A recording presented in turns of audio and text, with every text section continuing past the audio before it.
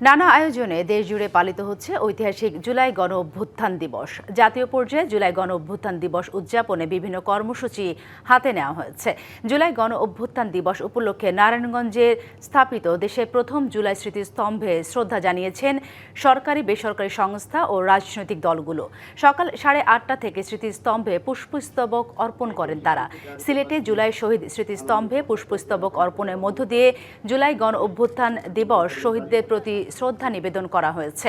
ভোর 6:01 নগরীর রিকাবি বাজারে অবস্থিত জুলাই শহীদ স্মৃতিস্তম্ভে শ্রদ্ধা নিবেদন করে জেলা প্রশাসক, সিটি কর্পোরেশন সহ বিভিন্ন রাজনৈতিক ও সামাজিক সংগঠনগুলো। এছাড়া দিবসটি উপলক্ষে সিলেটে 11 দলীয় ঐক্যজোট, জেলা প্রশাসন, বিএনপি, জামায়াতে ইসলামী সহ বিভিন্ন রাজনৈতিক, সামাজিক ও সাংস্কৃতিক সংগঠনের আয়োজনে সভা সমাবেশ, শোকযাত্রা, সাংস্কৃতিক অনুষ্ঠানের আয়োজন করা হয়েছে।